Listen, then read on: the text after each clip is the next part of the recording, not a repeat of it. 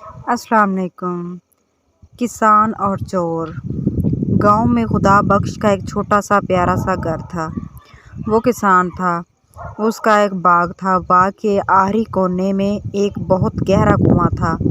बेचारा किसान पानी ऊपर खींचता और फिर इसको बाग के पौधों में डालता था। एक साल बिल्कुल बारिश नहीं हुई। सूरज बहुत गर्म था। किसान ने अपने बाग की तरफ देखा और कहा, अगर पानी ना मिला तो मेरे पौधे मर जाएंगे। मुझे उनको पानी ज़रूर देना चाहिए, लेकिन पानी तो अब बहुत गहराई में उतर गया है। मैं बहुत बूढ़ा हो गया हूँ और मोटा भी। बहुत मेहनत का काम है। मुझे क्या करना चाहिए? ये सोचता हुआ वो सड़क के किनारे बनी हुई चारदीवारी तक आ गया। वो थक कर एक दरख्त के नीचे बैठा ही था कि उसके कान में खुसर फुसर की आवाज़ आई। कोई उसका नाम ले रहा था। किसान के कान खड़े हो गए और वो गौर से उनकी बातें सुनने लगा। वो दोनों बाग की दीवार से टेक लगाए बैठे थे। उन्होंने किसान को नहीं देखा था। एक आदमी ने कहा, खुदा बख्श और इसकी बीवी ठीक 9 बजे सोने के लिए चले जाते हैं। हमें कम अज़ कम 2 घंटे और इंतज़ार करना चाहिए। फिर 11 बजे हम दीवार में एक बड़ा सा सुराख बना लेंगे। इस सुराख से गुजर कर मेरा छोटा बेटा अंदर जाएगा और दरवाज़ा खोल देगा। उसके साथी ने पूछा, क्या खुदा बख्श के पास बहुत सारी दौलत है? हाँ, क्यों नहीं, दूसरे आदमी ने बताया। उसके पास बहुत सारा सोना और हीरे जवाहरात हैं जो उसने अपने घर में एक बड़े संदूक में रखे हुए हैं। वो बहुत अमीर आदमी है। ओह, ये तो बहुत अच्छी बात हुई बताई तुमने, पहले ने खुश होकर कहा। खुदा बख्श घर चला गया। उसने अपनी बीवी से कहा, आज रात हम ठीक 9 बजे खाना खाएंगे। उसने अपना सारा रुपया, सोना और हीरे जवाहरात इकट्ठे किए और इन्हें अपने पलंग के नीचे छुपा दिया। फिर वो छोटे बड़े कुछ पत्थर घर में लाया और बैठकर इंतज़ार करने लगा।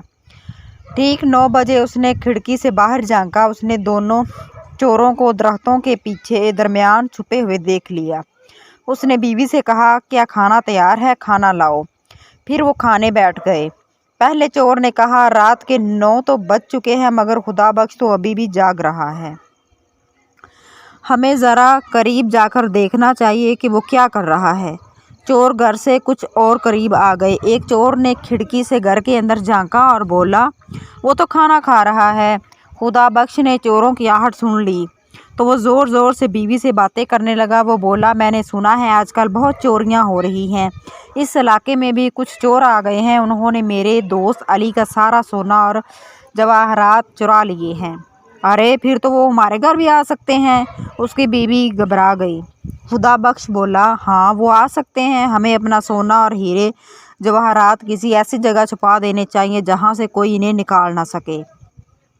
ज़रा मेरा संदूक तो लाना। बीवी संदूक ले आई। खुदा बख्श ने चुपके से बीवी को पत्थर जमा करके दिए और उसके कान में बोला, ये हमारा सोना और हीरे जवाहरात हैं। फिर ज़ोर से बोला, पहले मुझे सोने की ईंटें उठाकर दो ताकि मैं इन्हें संदूक में रख सकूं।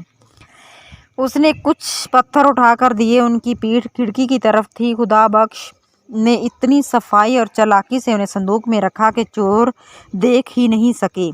खुदा बख्श ने कहका लगाया और बोला, मैं इनको ऐसी जगह छुपाऊंगा जहां से कोई इन्हें नहीं निकाल सकेगा। मेरे हीरे जवाहरात की थैली भी लाओ। वो और पत्थर ले आई। अब मैं ये संदूक बंद कर रहा हूँ। अब ज़रा इसे उठाने में मेरी मदद करो। खुदा बख्श और उसकी बीवी ने उस संदूक उठाया और बाहर निकलकर बाग के कुएं में डाल दिया। शराब की आवाज़ आई और संदूक कुएं की तह में बैठ गया। फिर वो घर के अंदर चले गए, लालटेन बुझाई और इंतज़ार करने लगे। पहला चोर बोला, उन्होंने अपना सोना और हीरे कुएं में छुपा दिए हैं। अब वो सोने चले गए हैं और बहुत जल्द सो जाएंगे। थोड़ी देर बाद खुदा बख्श ने चुपके से खिड़की से बाहर झांका तो देखा कि चोर कुएं के पास खड़े थे। पहला चोर बोला, हमें कुएं का पानी निकालना चाहिए। वैसे भी कहत का मौसम है, ज़्यादा पानी नहीं होगा। जब पानी कम हो जाएगा तो मैं कुएं के अंदर उतरूंगा और संदूक निकालूंगा। उन्होंने कुएं से पानी निकालना शुरू कर दिया। एक चोर पानी ऊपर खींचता और दूसरा उसे बाग में जाने वाली नाली में डाल देता। कुएं में बहुत सारा पानी था। वो दोनों पूरी रात पानी निकालते रहे, यहाँ तक कि सुबह हो गई, मगर वो अभी तक मसरूफ़ थे। किसान ने खिड़की खोली और चिल्लाया, बहुत बहुत शुक्रिया मेरे दोस्तों, तुमने मेरे बाग को सैराब कर दिया। कुएं वाला संदूक पत्थरों से भरा हुआ है। पुलिस के सिपाही आ रहे हैं, वो सड़क तक पहुंच गए हैं। अल्लाह हाफिज मेरे दोस्तों, तुम्हारा एक बार फिर शुक्रिया।